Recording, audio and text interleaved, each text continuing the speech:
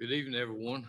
I'd like to say we thank you for coming. You're always welcome to come to Commissioners meeting, and we do thank you. You're always welcome to come to Commissioners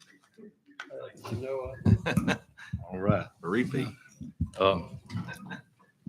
And we're going to resume the meeting where we're going to resume the meeting. Mr. Chairman, if we could. Wait just.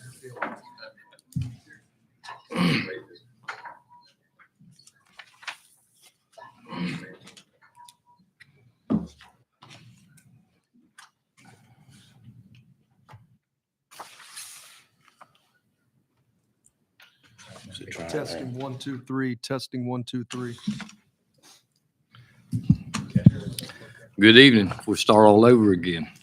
We'd like to welcome you to the meeting tonight. It's always good to see you attend the County Commissioner meeting. We thank you for your participation. At this time, we'll resume the meeting that we opened earlier. And we have Commissioner Brent Watts that will do the invocation, and Commissioner Laverne Coleman pledge allegiance, and may we all stand. Let us pray. Dear Heavenly Lord, as we come here tonight, before you, dear Lord, we ask you that you bless this meeting. Bless everyone here for the betterment of the county, to do the right things for this county. And dear Lord, be with this nation, as there's been some hard times in the last couple of weeks. And just be with everybody. In your name we pray. Amen. Amen. Take the flag, salute, pledge. I pledge allegiance to the flag of the United States of America and to the republic for which it stands, one nation, under God, indivisible, with liberty and justice for all.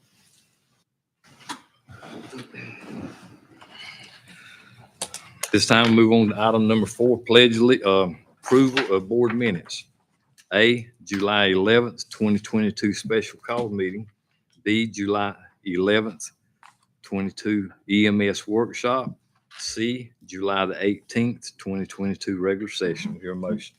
Make a motion to approve. Have a motion by Commissioner Coleman, second by Commissioner McMillan. All in favor, say aye. Aye. Any opposed? Motion carried.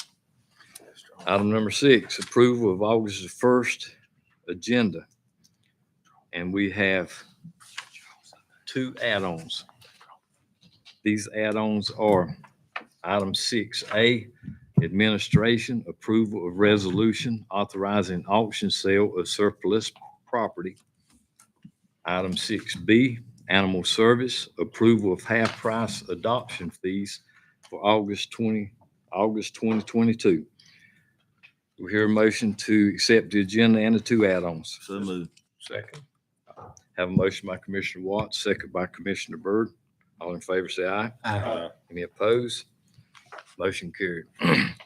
Madam Attorney, do we have any public input cards? Blue cards filled out? I do not have any. Okay. All right. Item number 8, proclamation. Whiteville High School baseball team. Commissioners would like to congratulate Whiteville High School baseball team for receiving the 2A state championship runner-up. And if you guys will please come forward.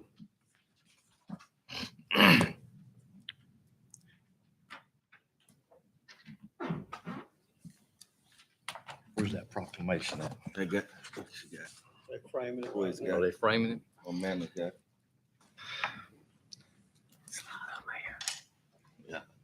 Got a good-looking group of young guys. Get lined up across the front, and we'll turn around and let you face the audience. It might be good, let them line up behind us. Let them line up behind us. We're sitting down, they'll be standing behind us. Be good. Show the. We can just stand up. Stand up, yeah. And it- I think we are waiting on the proclamation to be read to you. I think, I know you're proud of it.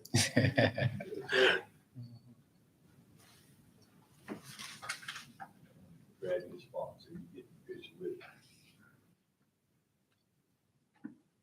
Have a proclamation celebrating the Whiteville Wolfpack baseball team. Whereas North Carolina High School Athletic Association mission is to provide governance and leadership for interscholastic athletic programs that support and enrich the education experience of students guided by the following core values: sportsmanship, integrity, fair play, honesty, respect, equality, fair competition, and development of student athletes. Whereas athletes, coaches, and parents dedicate hours of their time and energy for practice and traveling for events to improve and strengthen collective talents and ensure the team's success.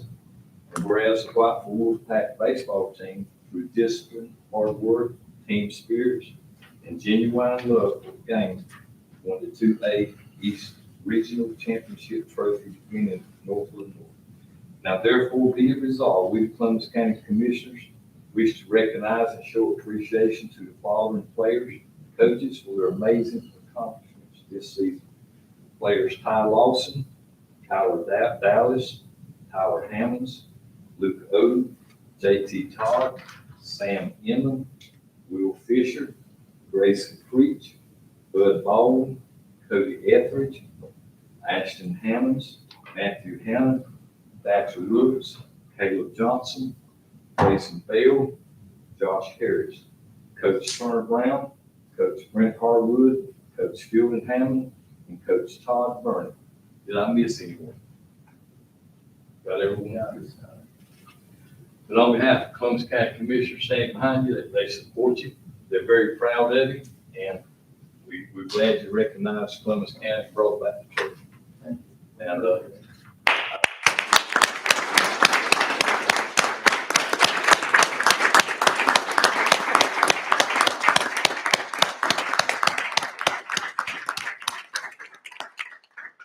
any commissioner would like to make a comment? Good job. We're all proud of them. Yes, sir. Good All job. proud of A them. lot of hard work. Really good. Everybody knows. But I'd like to say that your coach, I know Fielding ever since he was, I watched him spread out a little bit. And Turner, I go to church with this young man. I watched him grow up from a young boy to a fine young man, and he can teach you more than play ball. Good Christian, and I respect the man with those babies. And I know he has a long keep he has to keep up. I see his mom and dad praying for him all the time. But thank you for what you do. Thank you, brother. Thank you. Yes, sir. Thank you. Thank you. Congratulations. Appreciate you. Take care. All right. Thank you. All right. Thank you. Thank you. Appreciate it. Thank you. Yes, sir.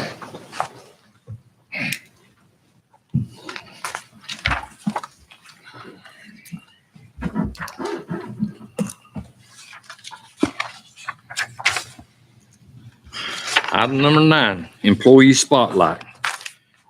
Heather Woody, Mr. County Manager, will recognize the employee of the month. Yes, thank you, sir. It's good to be with everyone this evening. It's my pleasure to recognize Miss Heather Woody as this evening's Employee Spotlight recipient. Heather has worked with the Columbus County Finance Office since 2015 and was recommended for this recognition this evening by Mr. Jay Leatherman, the former Finance Director of Columbus County. Heather serves as a Deputy Director of Finance, and we appreciate her service. According to Mr. Leatherman, Heather has provided information and guidance to assist in keeping the department running efficiently and timely. Heather has the primary duty of coordinating the annual budget, the audit process, and preparing the financial statements for the auditors. She works well beyond the 40 hours that is required of her each week to complete her job requirements and to assist the many departments of the county. In addition, Heather volunteered for the public vaccination clinic held a little over a year ago that took place on her day off from work. She is also a member of the Teen Court Advisory Council and assists with the annual employee luncheon. Heather is very dedicated and reliable, and someone that I have a lot of confidence in, and I know that those of you that work with her on a regular basis do as well. For these and many other reasons, we are honored to recognize Heather Woody as tonight's Employee Spotlight recipient.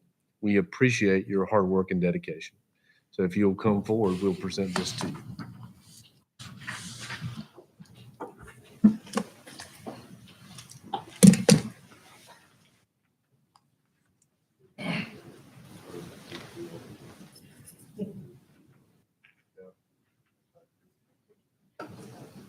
Congratulations.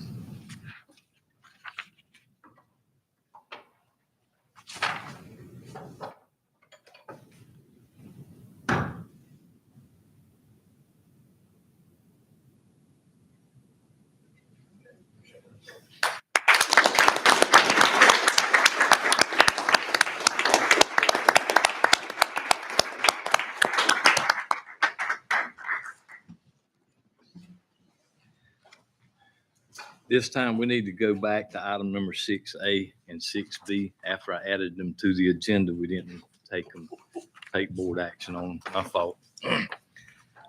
Item 6A, administration, approval of resolution authorizing auction sale of surplus property. Move we approve, Mr. Chairman. Have a motion by Commissioner McDowell, second by Commissioner Watts. All in favor, say aye. Aye. Any opposed? Motion carried. Item 6B, animal service, approval of half-price adoption fees for August 2022. I move we approve. Have a motion by Commissioner Smith, second by Commissioner McMillan. All in favor, say aye. Any opposed?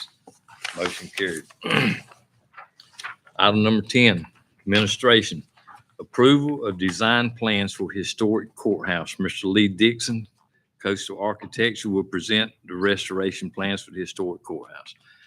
Good afternoon, Mr. Dixon. Good evening. Thank you for the opportunity to be here. We're pleased to present the final plans for the courthouse, and we're very honored and humbled to have the opportunity to work on this building and bring this fine building back to life and give it the dignity she prefers. So I'm just going to do a little brief summary. We can go ahead and pull up that first slide if we can. But as you know, we did the selective demo.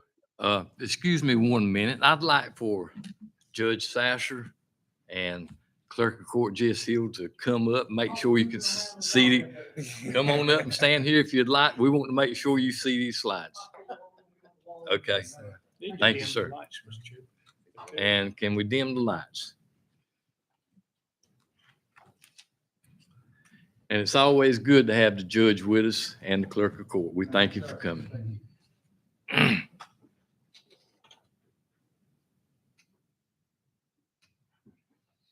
Okay, back up. He's here. That's the one right there. What you're looking at here is the first floor plan of the courthouse. The more darker walls are the new walls. So as you can see, we're utilizing most of the existing walls, or at least the framing for them that existed back from the very beginning of time.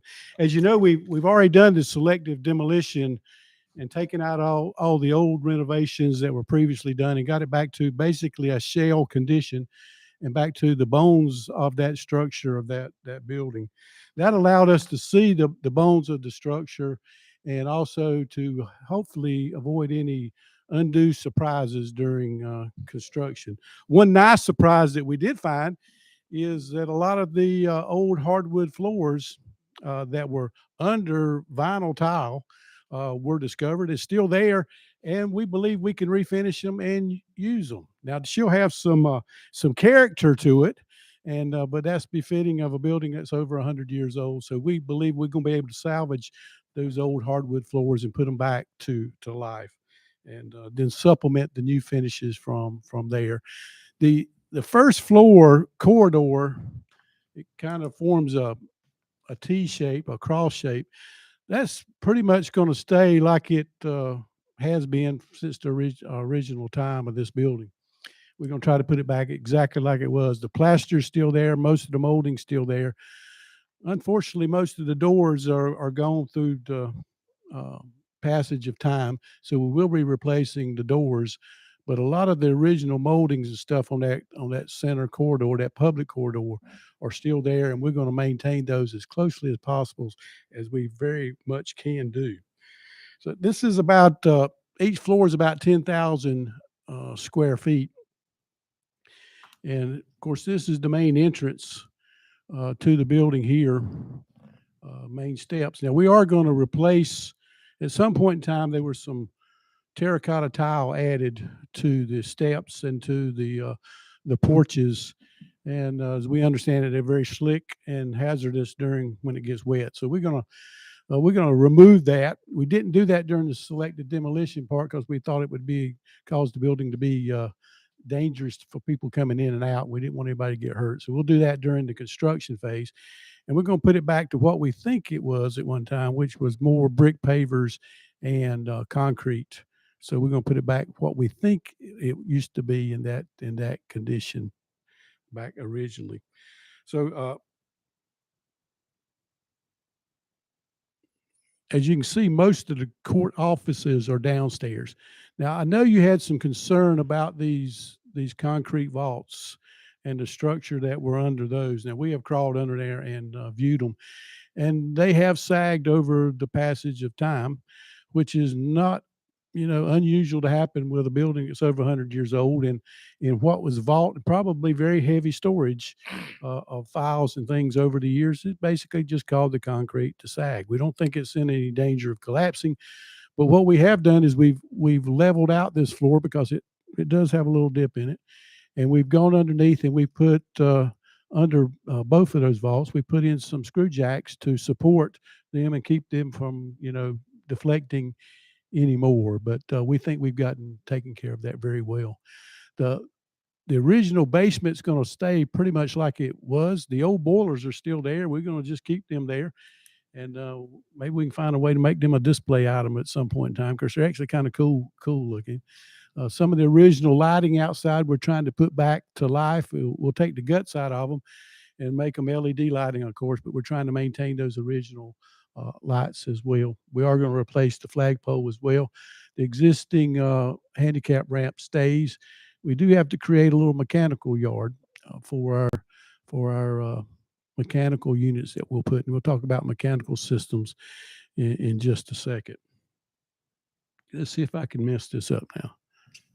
Now, Hey, you mentioned replacing the flagpole. It's going to be relocated also, right? there was some discussion relocating it to one side or the other, and we're open to either side. So whatever you decide to do, if you want to put it more on this side versus down here, it's very easy to do. So whatever you want to do is fine to do. And that's an easy change for us to make. Any certain side? I like photography. And what I've always said is the flagpole retracts from that building. I just think it would look better, honest to goodness, just having the flag there off to the side. You get to see the entire building with the flag there. Not a preference. Either one is really cosmetic. It's just to me as a photographer. Yeah. I've always thought it'd be that's a beautiful building and all the work you're doing on it. As long as we're doing that, it may just be a little bit nice to just set the flagpole up to the side. Okay. So we'll look at that and make a suggestion to you, and then you can direct us what to do from there. The second floor is mostly the courtroom itself. As you remember, previous to this, it was 2 courtrooms. It had been divided into 2 courtrooms, and we're actually taking it back to like it was originally, to one big courtroom with the judge's bench here and the gallery out here, and of course the attorneys there. Still 2 jury boxes like they did from the early days, and actually that should come in handy if COVID ever comes back and we have to spread things out again. So we kind of feel like that was the appropriate thing to do. Now and we'll look at it in this elevation. We did discover when we did the demolition that behind the judge's bench at one time was a window, an interior window. It was glass, and the framing's already there for it. So after we took the old paneling off, we decided that we'd put that back like it was originally with glass behind the judge's bench area there as well. So again, judges' quarters and things such as that, and conferences rooms and bailiffs areas, jury rooms, and well. We are going to refurbish and remodel, modernize the elevator. They were able to do that, which was a big help, rather than trying to find another place to put an elevator. So we'll be able to reuse that one. It just won't look like it does now, and it'll actually work. Public toilets here, handicap accessible, of course. Maintaining the original stairways. Now we have had several conversations with the local building inspector and the fire inspector over this building and what to do. And since it is a historic structure, it gets a few exemptions in the building code, and our fire inspector, your local fire inspector here, has agreed to those, which is a big deal, because trying to do some things modern like we would do with a brand new courtroom today would destroy the interior of this building. Now, as you remember, in the interior of the courthouse as it was, with this the last renovations, which I think were probably done in the 70s or 80s, if I remember correctly from our research, it had some drop ceilings in it, and it had some ceilings that dropped below the windows. We took all those out, and there were multiple layers of ceilings. And what we've done is we put the ceilings back to the original height, which is basically the bottom of the floor joist, and put them back up so you won't have to work around windows and things such as that. So you'll have back the original height of the building that is there. Now we've the interior design of this building is relatively simple. There is a lot of sheetrock. Originally, it would have been plaster, but as we did some of the selected demolition, the plaster just kind of fell apart. So you'll be relining the courtrooms and stuff with sheetrock, so it'll look the same, virtually the same. And we didn't do a heavy amount of millwork and moldings and things, but we went back with what we could think, and we could see impressions of where it probably was before, with chair rails and big toe moldings and crown moldings. We put that back, but not a lot of big heavy wainscoting or anything such as that. The sheetrock and the moldings will still appear that way as well. But again, it's simple, which is probably how it was done back when it was originally built. So before I move on, let's actually go to the next one. This is actually a ceiling plan, and as you can see, all this white colored area is basically taking it back to the original ceiling height. We did have to drop some ceilings, but not as drastically as it was done before, basically to hide some plumbing pipes and things such as that. And in areas like over toilets, these are basically, and this is over a work area, very benign areas, and not so much in public areas. So we were still able to maintain most of that original ceiling height. And we've taken out the false ceiling that was in the porches as well. I'm going back to the original ceilings there as well. This is the ceiling of the courtroom, and the skylights that are here now, they were kind of covered up. We're going to bring those back to life, and we're going to build a shaft from there on up to the roof, and maintain that, and still have glass at the bottom. We're going to put glass at the bottom of this as well, so it'll be on a sunny day, it'll be well lit. You'll have light tunnels coming through there, back to kind of like it was originally. Again, this is not a historic restoration, but we tried to treat it with the dignity that it was to begin with in our renovation process. And these here are just some drop soffits in that ceiling. Since we do have all this hard ceiling, we felt like we needed to have some soffits to break up from the sound from bouncing around so much, versus trying to put a drop ceiling in everywhere. This is the interior of the courtroom. As you can see, this is the judge's bench, and that is that glass area that we discovered inside the wall. And we're going to put back some moldings there. This is probably the most elaborate piece of molding that we've done. And it kind of mimics what we could tell from photographs of what it looked like originally back when this was originally built. So we've kept all the transoms that we could, and we found one door in the basement that we thought was original, and it was a panel door that looked like this. So we kind of went back with that style of door, a 6-panel door, but in not a normal 6-panel. What we think was the original door in the courthouse. So that's the kind of doors we are. Again, the transoms have been maintained wherever possible that we could do that. Now, we have gone through and insulated the entire building. There was virtually no insulation whatsoever. Got a massive brick wall on the outside, very thick brick walls, but we have gone through and put some rigid insulation before we put the sheetrock on. And we're between floors and in the attic and things, we've spray foamed that to be able to hold in the heating and air conditioning systems that we're putting in. You have brand new plumbing, mechanical, electrical systems. The plumbing is just normal plumbing fixtures. They are tank type fixtures because we didn't have enough water service to the building to use flush valve type, but that's okay. It would have been in keeping of what this period was as well. I know there's been a lot of conversation over air conditioning systems and control of humidity and temperature in a building, and especially in the public owned building. Now, I'll tell you what we have done here, and it's a very simple system.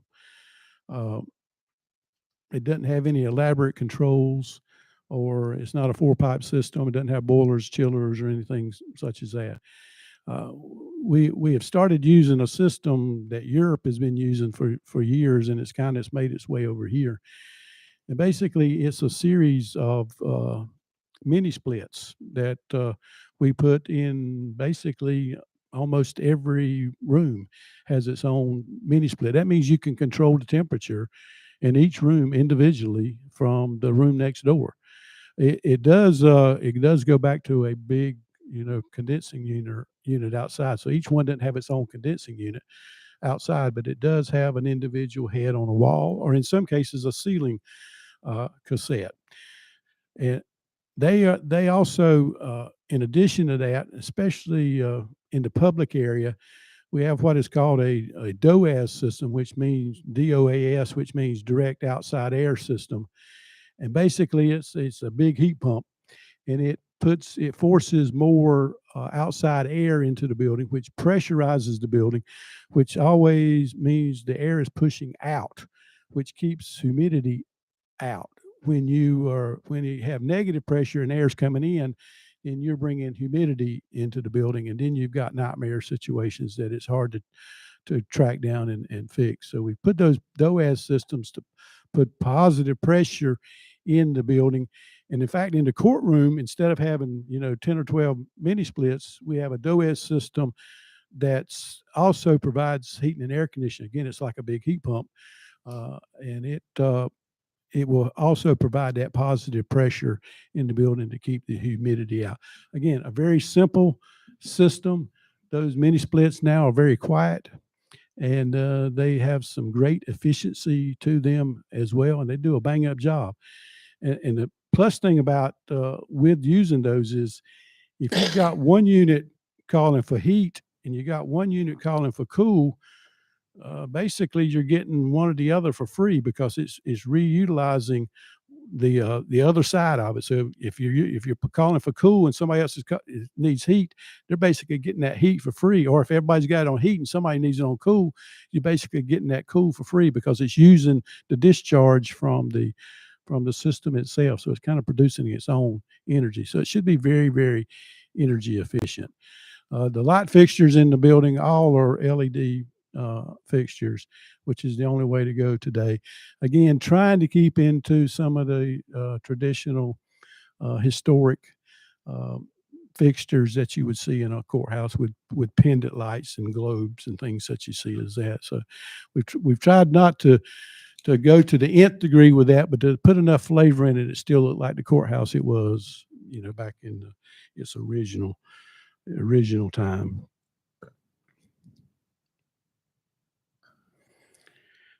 So basically, we're at the point now where the plans are done.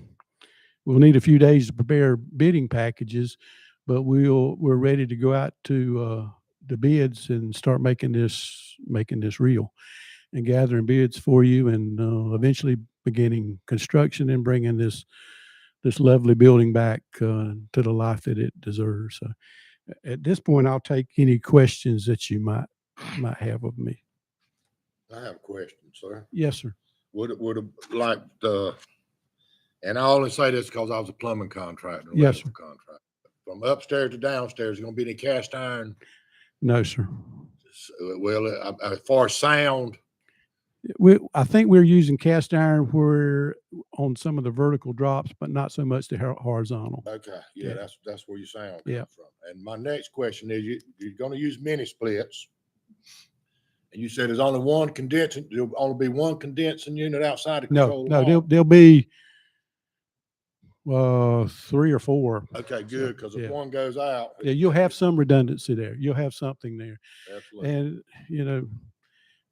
we've actually built in some additional training for your maintenance staff to be able to look at this. And there's some Mitsubishi schools that they can go to, and so a lot of it's online, but we built in some extra training than just showing you how to use it. So we got kind of like a 2-step training process for your maintenance people so they can take care of this. And I'll tell you what a lot of people do is they just buy an extra head or 2 mini split and they put it in the basement. When one goes out, they pull it off, put it on the wall, and they send that one off to get it fixed. So it's Great. they work great. We love them. So And I like the idea of utilizing the existing lights outside, just redoing them to LED. yes, sir. Thank you. Neat. Yes, sir. Yes, sir. As I'm sure you determined, that building is well built.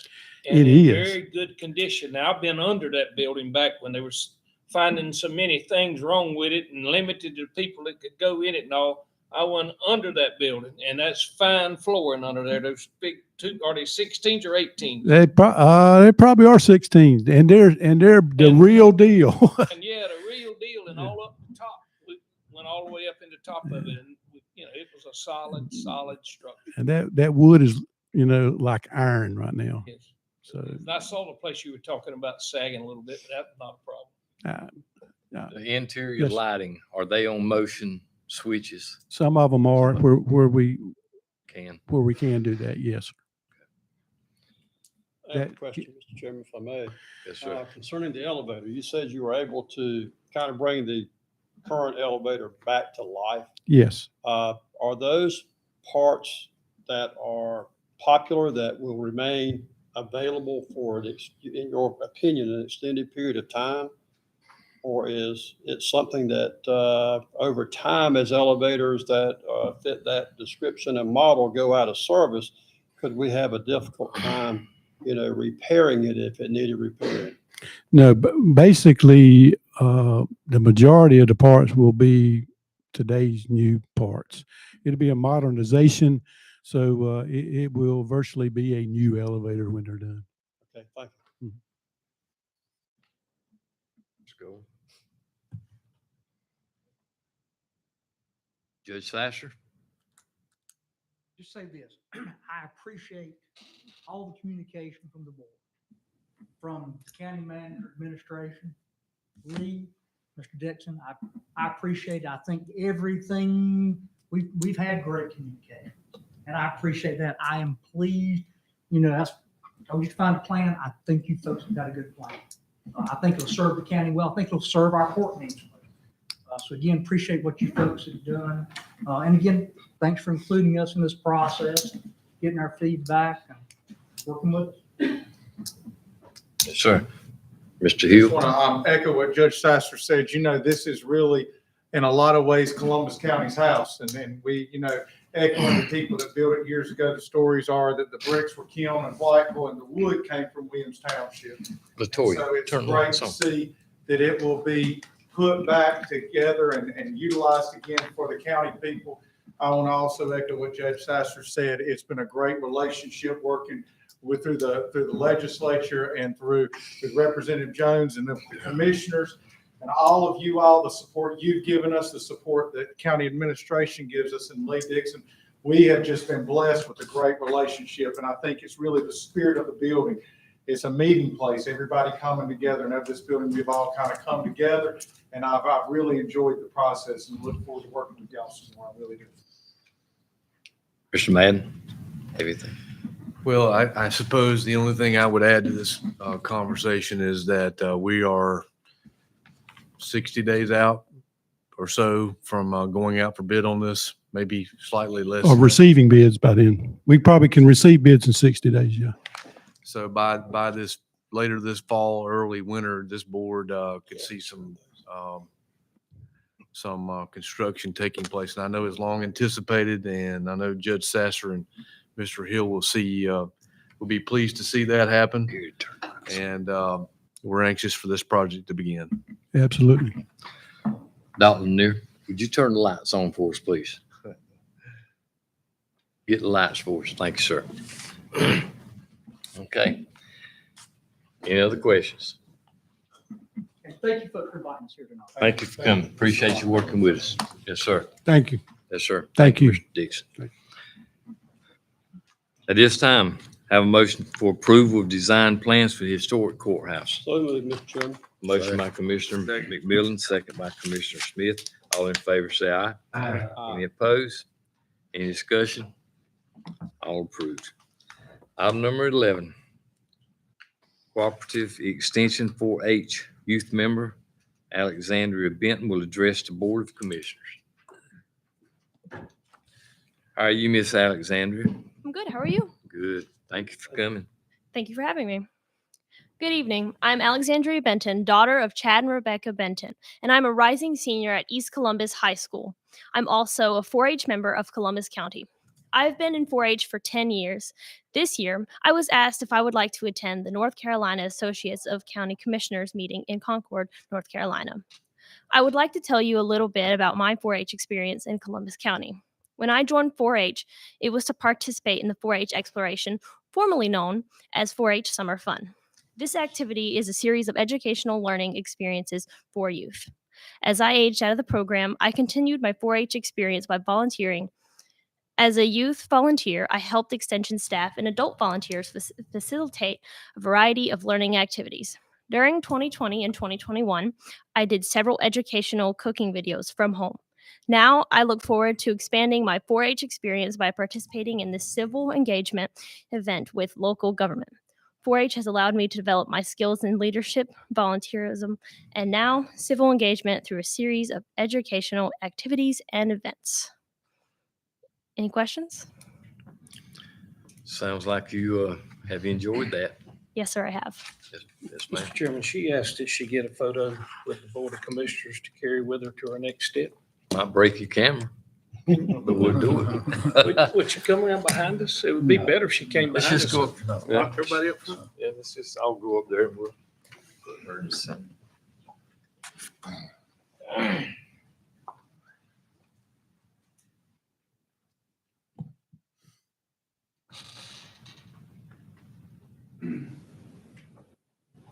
Chairman.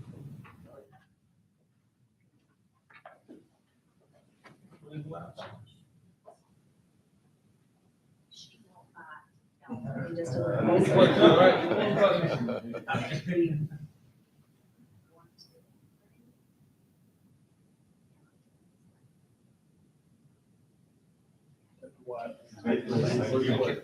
Congratulations.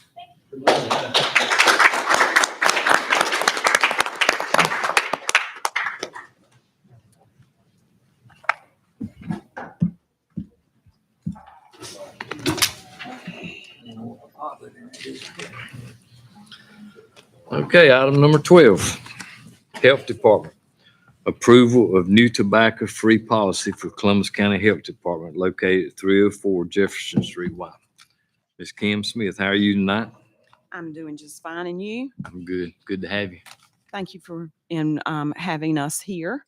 I'd like to introduce Ernest Watts. He is our Region 8 tobacco lead consultant.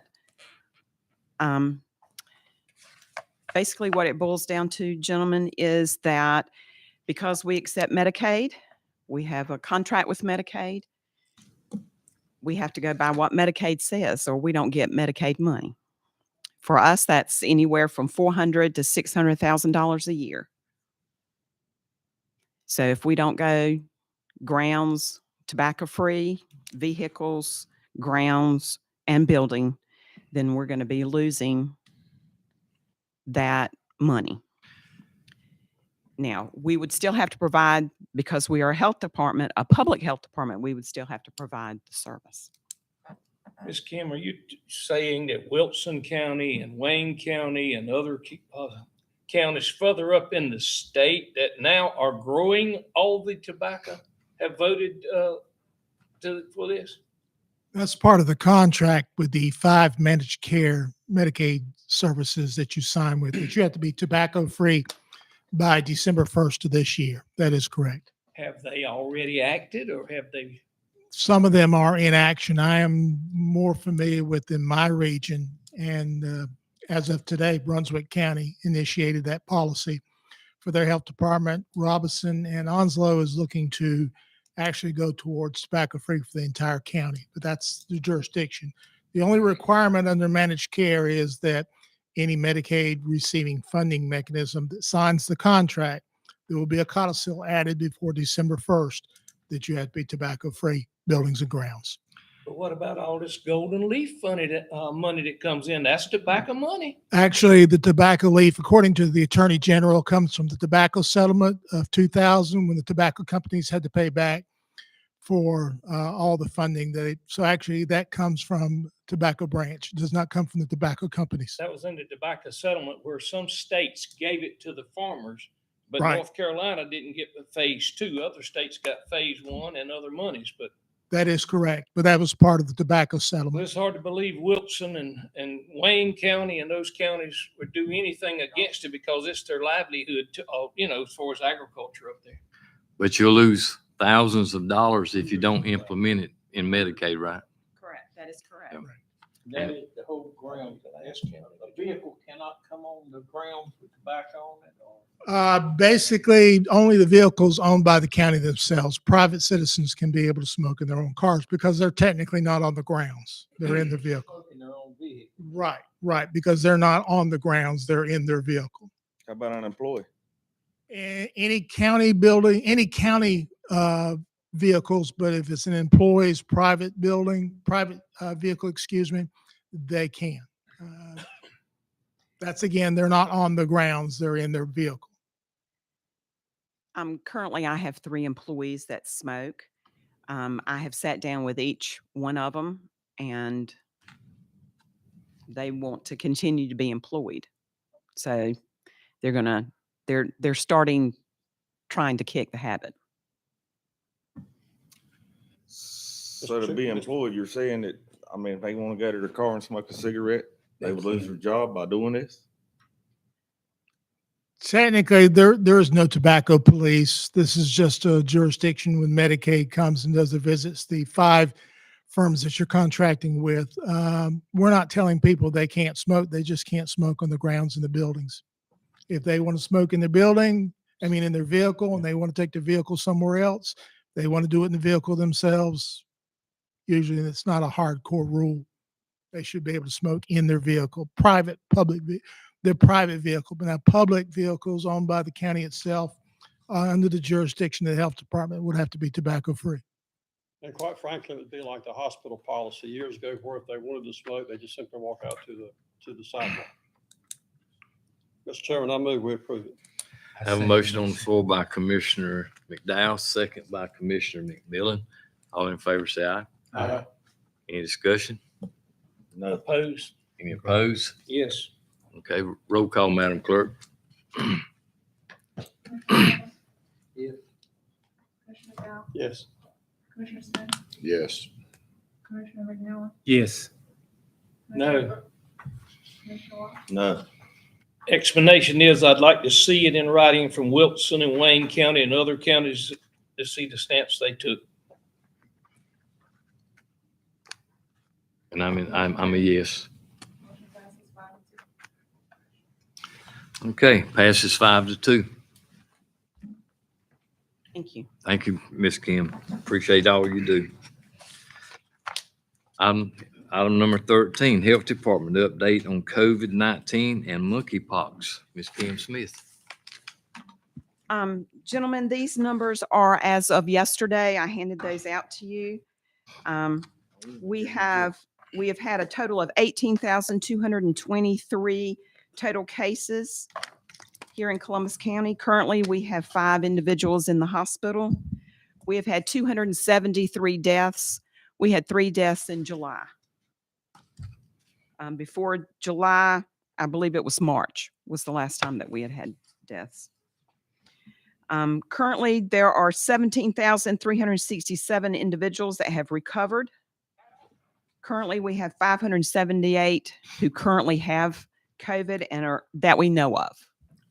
And I say that because we have been pushing home test. And naturally, if you test at home, you're not going to call me up and say I've tested positive unless you have some questions. So that means we have around 1,156 people that are quarantined. As you can see, our first dose of vaccine, we've vaccinated about 46% of the population. 43% have gotten a second dose and 21% have gotten their boosters. Right now we have 2 skilled nursing facilities and 1 assisted living facility that they have an outbreak.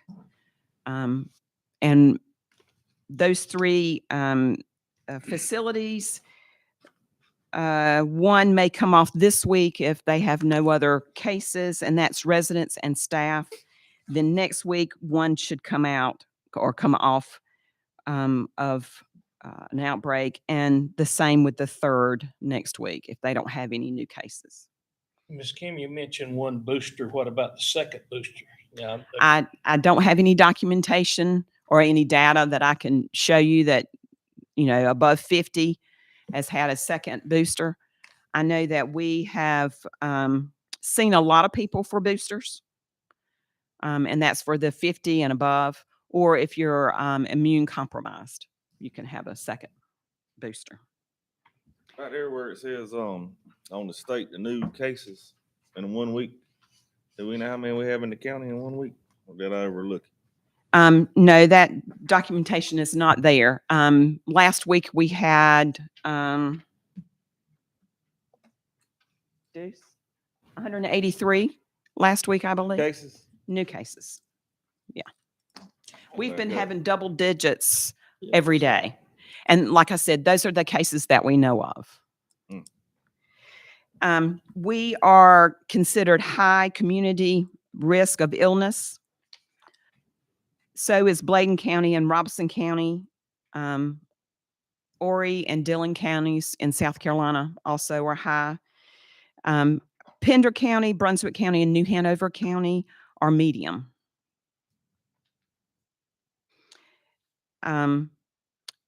We hope to get in tomorrow, if not tomorrow, then on Wednesday, the new vaccine called Novavax, that's for 18 and up. And we've had a lot of calls about individuals that would like this vaccine. The Novavax is made like the old vaccines, like your hepatitis, your measles, mumps. It's made from a protein, and that's the old way of making vaccines.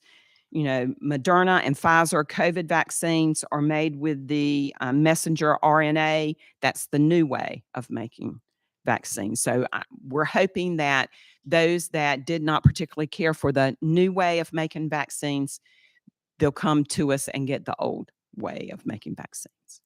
Is there any data showing which is more effective? Well, since nobody has had the Novavax, we don't have that data. There were no That problem research is not there. I have another question. Okay. Do you have an idea why why all of a sudden everything's getting higher again? I think it's because it's hot outside, to say the least, and people are gathering on the inside. They're not staying a distance. They're not wearing masks. And the BA.5, BA.5 is very transmissible, more so than the original Omicron variant. So the way to get around having COVID is to make sure that you're up to date on your vaccines and your boosters. Make sure that you have at-home test. We still have at-home test at the health department. All you have to do is come in and request. We'll hand them to you. Make sure you have a plan to get treated if you're positive. And consider that extra layer of protection with a mask if you're going to be in a room filled with a lot of people. And I wouldn't consider this room to be a lot of people. Don't you feel like the 4th of July, everybody gathering was Oh, a yeah. big cause of it And also? then we've got Memorial Day coming up, and not Memorial Day, Labor Day coming up. And I just think it's summertime. People are trying to get out, and they've been cooped up for so long. And then the vaccine, the variant is changing. So who knows what's next? Any other questions? I have one question, Ms. Smith. Okay. The home test kits that y'all giving out from the health department, is there anything that y'all give those that come up positive? Because we've been having a lot of issues at the courthouse and different places where they come and say they've tested positive, but they require some type of proof. Is there anything? All I can say is if you've got to have proof, then you need to go somewhere, like the Goshen clinics or the drugstores around that are testing, so that you can get proof. Any other questions? Or you would go update us on the Monkeypox, yes. I mean, we don't have enough to deal with that. We have monkeypox. Let me first say that we have no cases that I know of at this moment in Columbus County. But I can tell you that the first case was identified in the state on June 23rd. And as of today at 12:45, there are 60 known cases just in our state. all of them in one county? No, sir. You have Mecklenburg, you have Surrey County, Buncombe County, Wake County. There's like 15 or 16 counties. Monkeypox can be spread person to person through an infected body fluids. That includes saliva and the fluid that is in the lesions. The incubation period usually is 7 to 14 days, and it can range 5 to 21 days. People with monkeypox usually have, guess what? Fever, overall just feel bad. The same thing with COVID. So, but typically after the fever has sort of calmed down, the sore throat comes, you have a cough, then your lymph nodes begin to swell, and then you get your rash. This rash can last up to 3 weeks. It starts out flat, then it goes to a raised rash, then fluid filled, and then pus filled. And so even if you come in contact, if you work in a local hotel and someone who has monkeypox has slept there that night, you go in and you change the sheets and you don't wear protective gloves or anything to protect your body, you can get it from that as well. They say that the rash can be painful and it does itch when it's healing. And strange enough, monkeypox did not come from monkeys. It comes from rats, mice, squirrels, rabbits, and prairie dogs, infected prairie dogs. So the good thing to know about monkeypox is to get checked.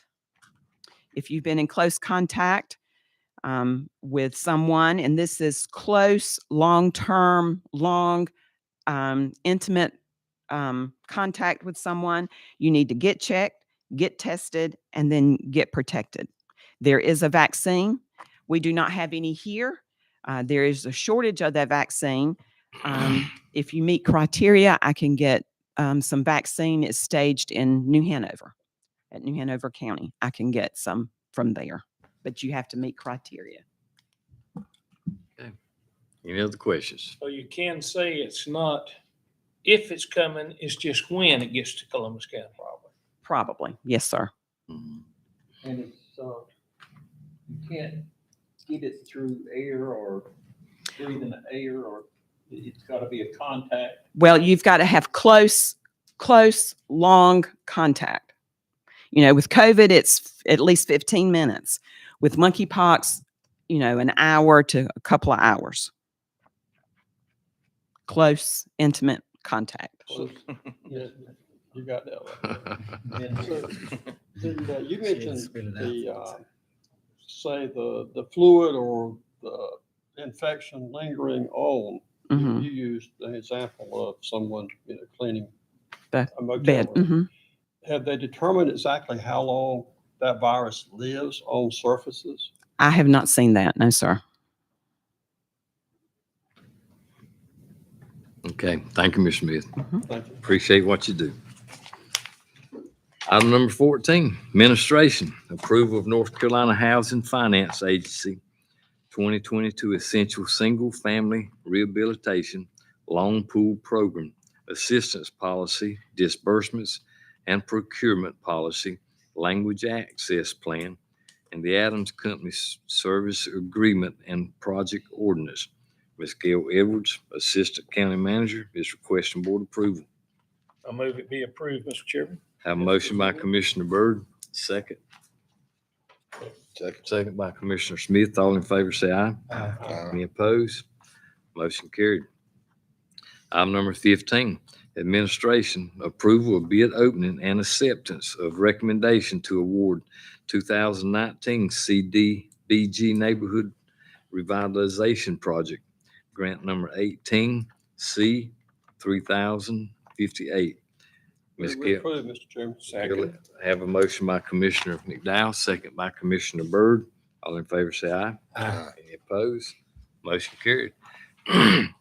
Planning, item number 16, first reading of Plan Development Zoning Districts Ordinance and call for public hearing. Dr. Gary Lanier, Director, is requesting first reading and establishment of public hearing for August the 15th, 2022 at 6:30 PM. If there's no discussion, Mr. Chairman, I'll approve unless Gary has something he wants to say.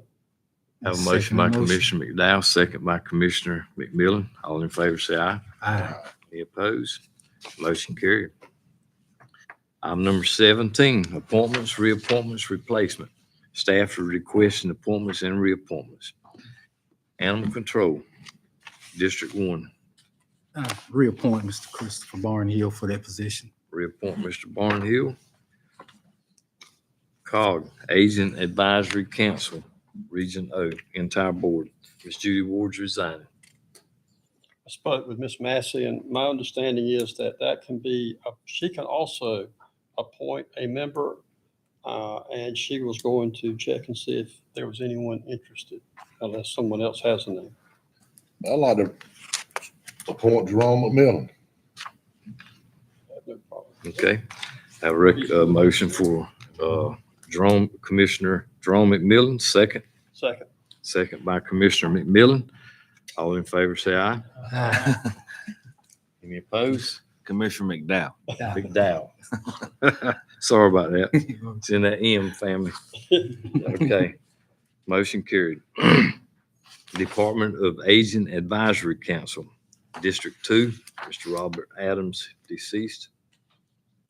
I'd like to put that on hold, please. Okay, put that on hold. Put mine on hold, Ricky. District 5, put on hold. Home and Community Care Block Grant Committee, District 1. I'd like to appoint Miss Shavonda Collins. Shavonda Collins. I'll give you the rest of the information on that. Okay, thanks, sir. District 2, I'm gonna put that one on hold also. that one on hold. District 2 for Karen Thurman. We'll put that one on hold, hold. okay. District 5 Put both of them on hold. on hold. District 7, Mr. Chairman, as a point of information, when I was speaking with Ms. Massey, in fact, the reason I called was these two positions. This committee only meets during the grant process period, which is normally in the spring. So I'm going to request that these two remain permanently open, and because there will be a new commissioner sitting in this seat for District 7 before they meet, and allow them to appoint. So I'm just going to ask that they be left open until the new commissioner is seated so he can appoint, since they do not meet until usually March or April anyway. I got you, put on hold. Housing Advisory Committee, District 1, Okay, I'd like to appoint Miss Jamie Reeves. Jamie Reeves, I'll give you the rest of the information. Housing Advisory Committee, District 3, I want to hold that one open. hold.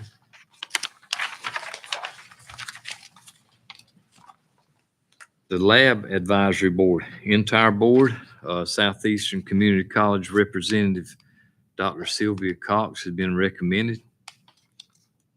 Your motion? Motion be approved. Have a motion by Commissioner Byrd, second by Commissioner Coleman. All in favor, say aye. Aye. Any opposed? Motion carried.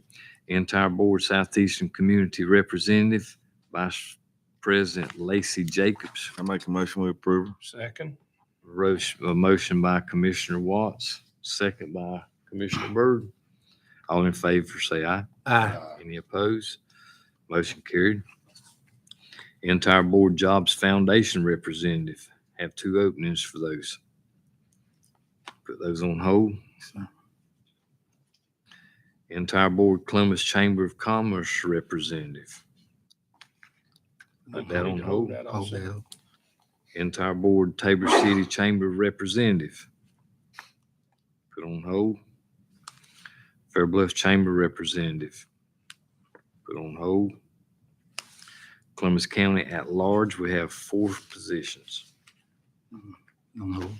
Put on hold. Mr. Okay. Chairman, if I may, I think when Jonathan was here earlier, these boards actually nominate their own people, then we approve them. Is that correct?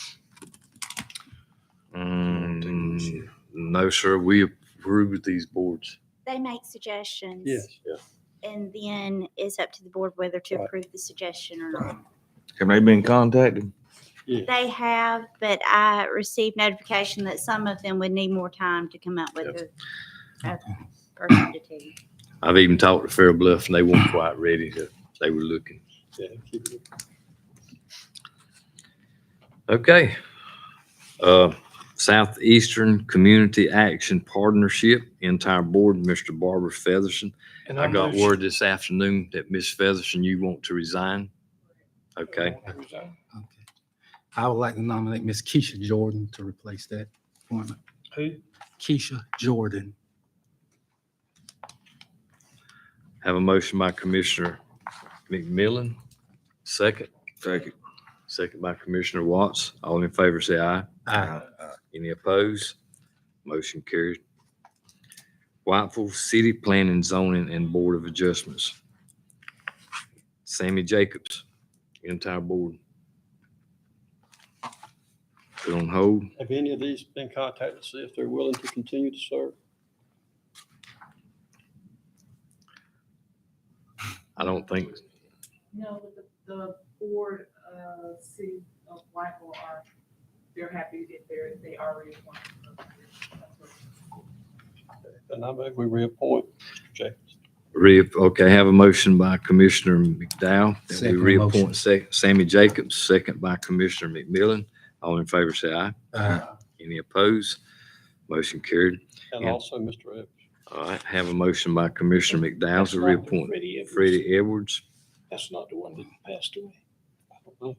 Yeah, I mean, did anyone check that? I just, I'm spoken with, He's the one that works with DOT. He died. Oh, his son now. It'd be his son, Freddie's son, works for DOT also, but Mr. Freddie Senior retired and died shortly.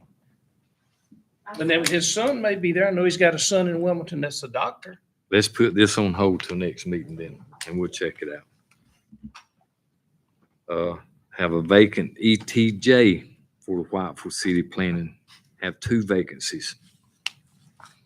We'll put those on hold and we'll try to find somebody for the next meeting. I might say so, Mr. Chair. Yes, sir.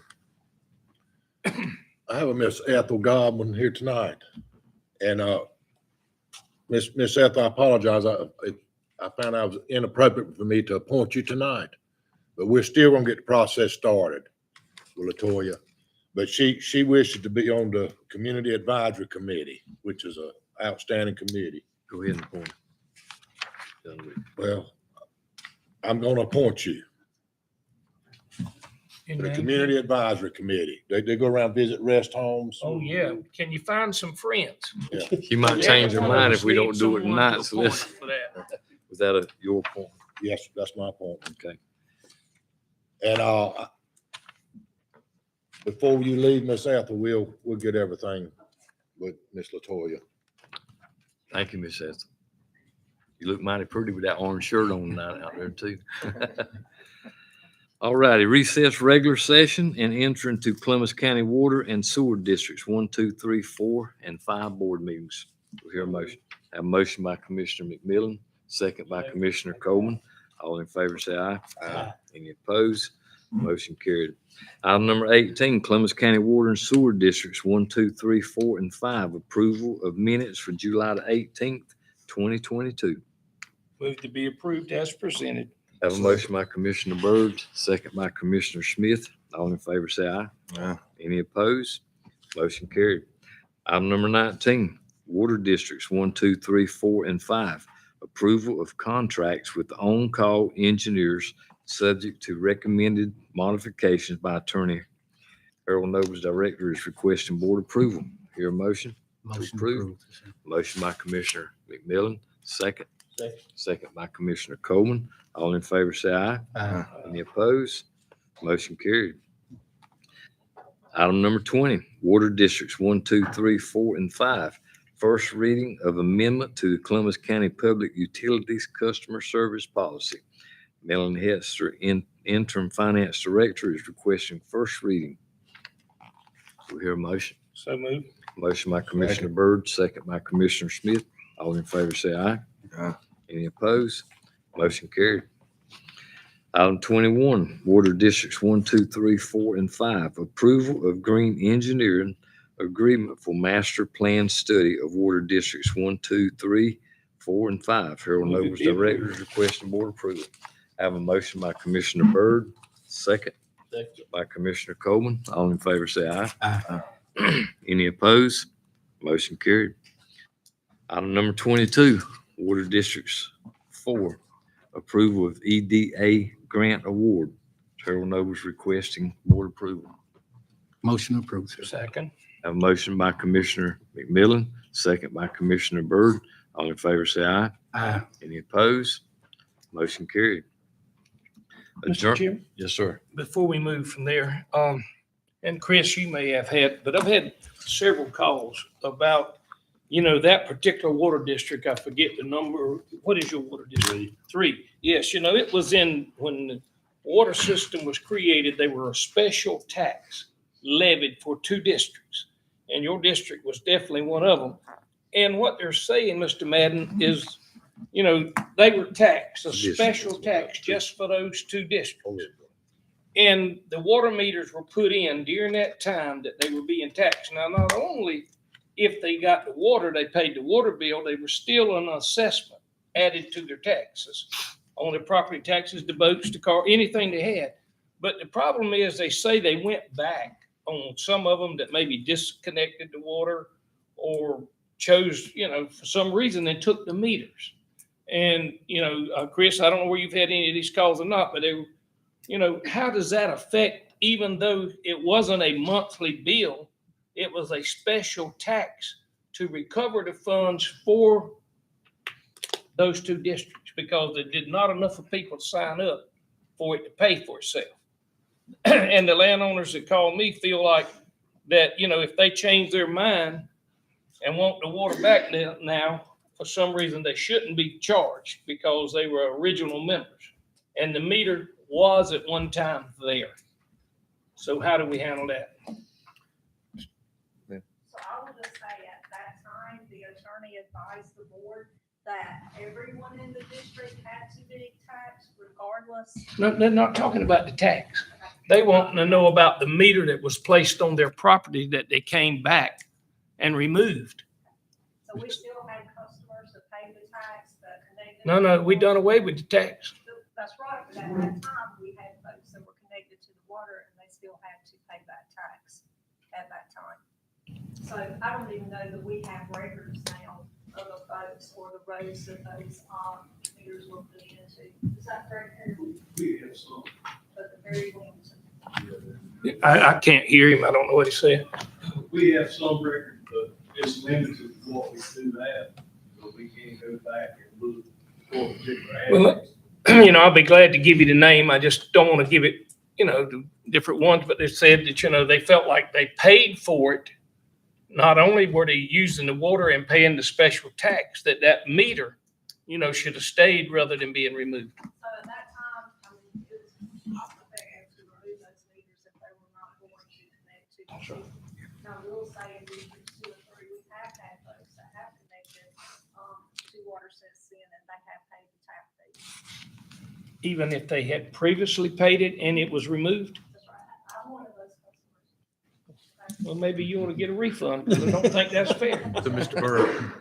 Burr, are these customers or property owners interested in connecting and they want their meter placed at no charge? Is that the issue? That's what Okay. that's what the point was. They felt like they paid for it for those years. They paid the extra tax plus, the minimum fee or whatever was there at that time. It was before my time that took place. I would say if we did that too, so some of the roads, some of the folks that were taxed at that time, those folks did not have access to water, so they had to pay that tax. Yeah, everybody. Whenever we eventually get to those roads, are we going to do the same for those customers? Because the tap fees at that time were $100. Right now, it costs us over $1,000 for materials. But now in the new water lines we're putting in, if someone chooses not to hook up and, that tap's put in, they gonna pay the flat fee for 5 years. Is that correct? That's right. So when they pay that for 5 years, then on the 6th year, you say, well, we're gonna go get the meter. What did they get for paying the 5 years? Well, those customers also paid that tax too. So Excuse me? I said they also paid that tax at that time too. No, we're talking about right now, the water system expansions we're doing right now. What I'm saying is, if they are in District 2 or 3, they pay that tax regardless if they had a meter in front of their yard or not. Everyone in the district. I understand, Ms. Gill, and we're talking about two different things now. That was talking about the past. They originally. got the chance to put that meter in at a cheaper rate 5 years ago than they can right now. That's Not during the construction. If they're putting in a new water line right now, what's the tap-in fee? So if it's a new water line, it's $250. Okay, now if they pay that $250 and they pay that minimum bill for 5 years, at the end of the 5-year period, do we go take that meter up or what are we gonna do? Yes. we take it up. And so if they want it back the 7th year, they gotta pay the $900. Now, they have to request to have it taken up. No, No. no. That's not what's been At happening. the end of the 5 years, So that's in the policy that you just adopted, and it's based on a case-by-case scenario. It's depending on why they want it to be removed. So If- if they have a house fire or something like that, of course, if you don't ask for it removed, it stays there. They went, the guy didn't even know the meter was gone for a long, long time to call me, and I'm just saying about the new construction we fixing to do throughout the areas. I mean, I don't see how that we can charge them for 5 years and then go take the meter back. Because when they're paying that bill for 5 years, they should have credit for something other than just a receipt. The meter needs to stay there if it's placed there. I think it becomes part of that hookup. The only thing I would add to this conversation is we're in the water business, right? So we're in the business of selling water. So if customers are not utilizing water, then we have to move that meter somewhere else where a customer is willing to purchase water from us. And right now we have a shortage, Harold, on meters. So right now, if we were to place an order for a new meter, it may be weeks or months before we receive it. So if we know we have an inactive account, that's the first thing we're doing is moving that meter from an inactive account to an active account, right? Yeah. Okay, one other scenario. The tap is already there. The meter screws on after the tap to the line. So if they were to call and say, well, I want to be connected, I don't think it's fair to charge them the full fee because the county then don't have to go out there and cut into that line to establish that tap. It's there. When you remove that meter, you screw a cap on it and close it off, correct? Correct. All right, that's the point I'm getting. If they call and want to get water back, the only thing they pay is the meter deposit, and then the meter's taken back in the box. In other words, they're not charged any other fee. In other words, they wouldn't get the high fee to get the water back. Is that what you're saying? Not even a reconnect fee. Yes. The reconnect fee is what they pay. How much is the reconnect fee? Harold, how much is a reconnect fee, you know? I just think it's something we need to look at as a board to address. You know, like you said, Mr. Madden, we want to grow our water system. Yes, sir.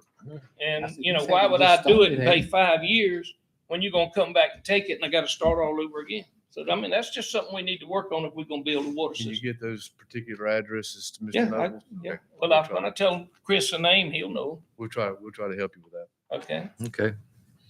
Okay. All righty, adjourn combination meeting of Columbus County Water and Sewer Districts 1, 2, 3, 4, and 5 board meetings. So A motion by Commissioner Second. McDowell, second by Commissioner McMillan. All in favor, say aye. Aye. Any opposed? Motion carried. 23, comments. Board of Commissioners. Commissioner Coleman. Really hadn't got anything to say. I just appreciate the audience we've got. We're here to help. If you've got any problems, please contact us because we want to serve the county and get it growing. We want to process in a good way. Thank you. Thanks, sir.